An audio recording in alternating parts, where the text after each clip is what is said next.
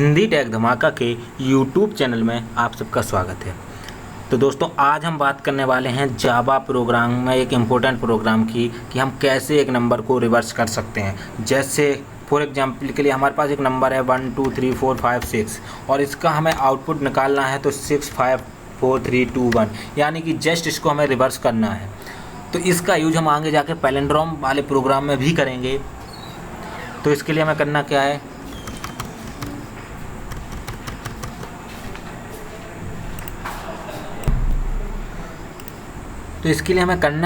हमें एक सिंपल सा प्रोग्राम बनाना है। तो पहले मैं आपको लॉजिक एक्सप्लेन कर दूँ, करेंगे क्या हम। जैसे मान लीजिए हमारे पास एक प्रोग्राम है, एक नंबर है, हमारे पास एक नंबर है 1 2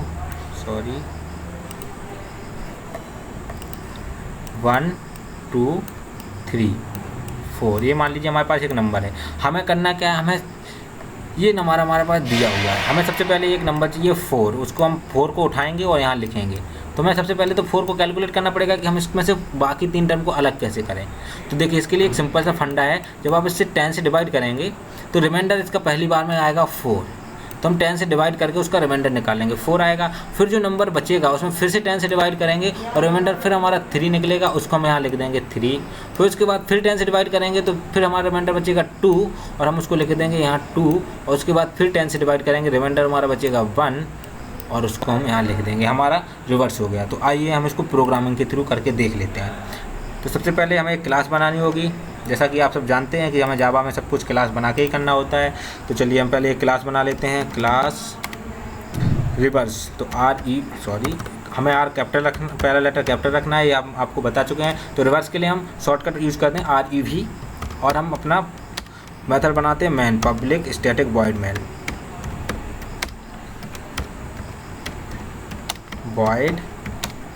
मेन, और इसके लिए एक स्ट्रिंग। जैसा कि मैंने आपको बताया, इन सब सारे वर्ड का मतलब मैं आगे आने वाले वीडियो में आपको एक्सप्लेन करूंगा, जब मैं ओप्स कॉन्सेप्ट यानी कि ऑब्जेक्ट ओरिएंटेड प्रोग्राम लैंग्वेज के बारे में बताऊंगा। अभी तो ये बेसिक कॉन्सेप्ट चल रहा है। आर्क्स, और इसको हम कर देंगे क्लोज, और अपना मेन फंक्शन यहाँ से शुरू होता है, जिसके लिए हमें एक नंबर चाहिए होगा। तो इंटीजर मान लीजिए एक नंबर हम ले लीजिए 1 2 3 4, जो हमने एग्जाम्पल लिया था। अब इनपुट कैसे लेते हैं ये हम आपको आगे वीडियो में बताएंगे कि हम कैसे यूजर से इनपुट ले सकते हैं इस नंबर को। अभी तो मैं नंबर असाइन करके देख रहा हूँ। सॉरी, मैंने यहाँ पे कोई वेरिएबल तो लिया ही नहीं जिसमें हम असाइन कर रहे हैं। तो हम यहाँ पे वेरिएबल ले लेते हैं n = और ये हमारा नंबर हो गया। ठीक है, अब हमें करना क्या है, हमें एक व्हाइल लूप चलाएँगे। लूप के बारे में मैं आपको बाद में बताऊँ। लूप करता क्या है, लूप हमारे किसी प्रोसेस को बार बार, जैसे अभी हमने बताया था आपको कॉन्सेप्ट, हमें बार बार 10 से डिवाइड करना पड़ रहा है, उसको रिमाइंडर लेना पड़ रहा है। तो हमें उसको बार बार ना लिख के उसकी कोडिंग उस लूप लगा देंगे, तो वो बार बार हमारे लूप को 10 से डिवाइड करता रहेगा। तो व्हाइल n, जो हमारा नंबर था, n = 1 या 0, बढ़िया। तो n = 0, और ये हमारा लूप चलेगा कब तक, ये हमारा लूप चलेगा।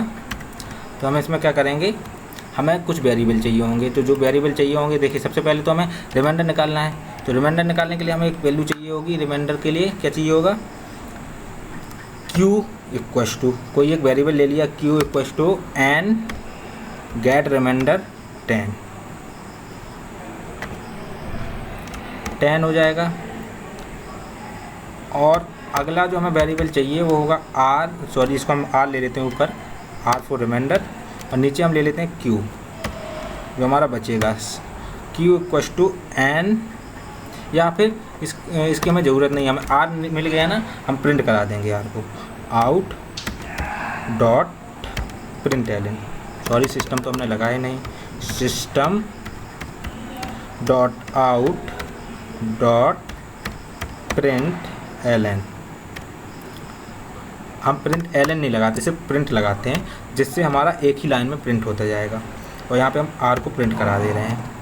उसके बाद करना क्या है, अब हमारी n की वैल्यू हमें ये इतनी चाहिए, इस 4 को हटाना है। तो n को हम 10 से डिवाइड कर देंगे, तो जो हमारी वैल्यू आएगी वो आएगी n = n डिवाइड बाई 10। तो हमारे 10 का डिवाइड करेंगे तो हमारे 1 2 3 आएगा और ये 4 रिमाइंडर आएगा जिसको हम यहाँ पे प्रिंट करवा चुके हैं। और उसके बाद हम क्या करेंगे,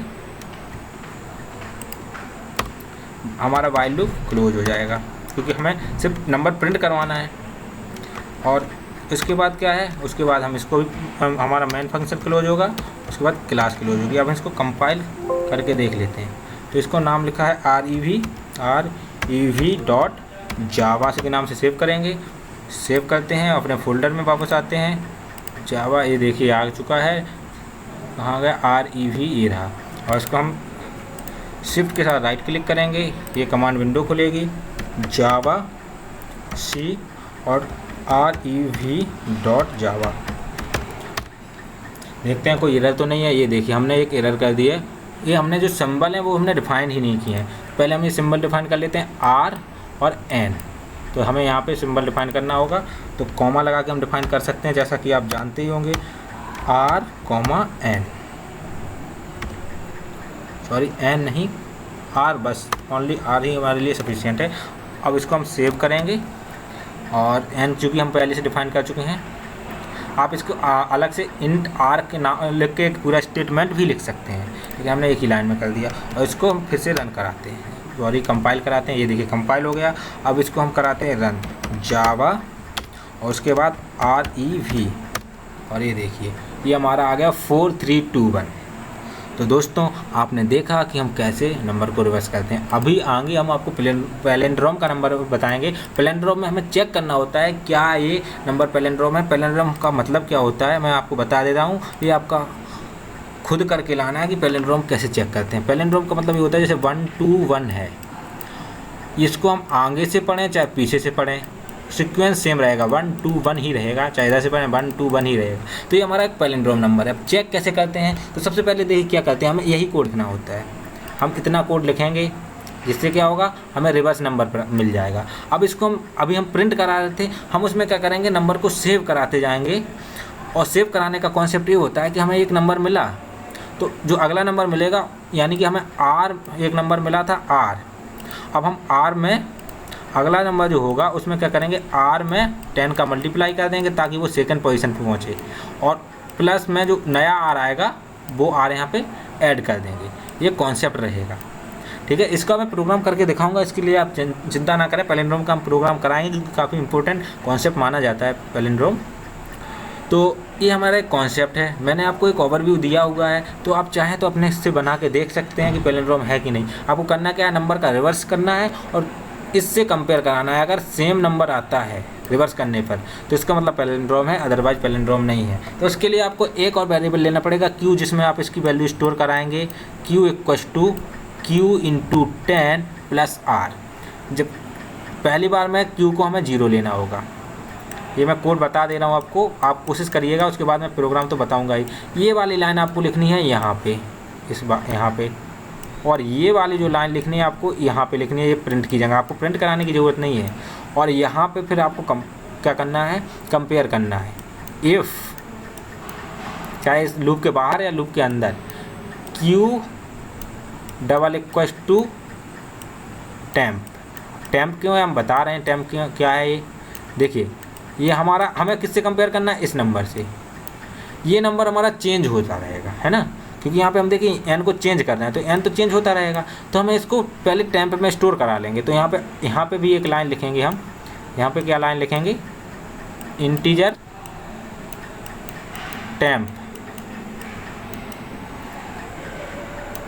= n, ताकि हमारा n की जो वैल्यू है सेव रहे। यानी कि जो 1 2 3 4 है वो टेम्प में चला गया। अब n में हम चेंजेस करते जा रहे हैं, लेकिन हमारे जो टेम्प की वैल्यू वो फिक्स रहेगी 1 2 3 4 ही। और Q की वैल्यू निकलेगी तो वो 4 3 2 1 निकलेगी। यानी कि यहाँ पे इक्वल नहीं होगा, और इक्वल नहीं होगा तो पैलिंड्रोम नहीं होगा। इक्वल हो जाता है तो हम यहाँ पे प्रिंट करा देंगे कि ये पैलिंड्रोम है। तो आप ये प्रोग्राम करके देखिएगा, और अगर कोई डाउट होता है तो वैसे मैं प्रोग्राम करके दिखाऊँगा। तो देखते रहिए और सीखते रहिए, और मेरे चैनल को सब्सक्राइब जरूर कीजिए, क्योंकि मैं ऐसे ही मज़ेदार वीडियो बनाता रहता हूँ और उसको डालता रहता हूँ। तो मेरे लेटेस्ट वीडियो की जानकारी के मेरे चैनल को सब्सक्राइब कीजिए। मेरे वीडियो अगर आपको अच्छे लगते हैं तो उसको लाइक कीजिए और शेयर कीजिए, ताकि और लोगों तक मेरी वीडियो पहुँचे। Thank you for watching.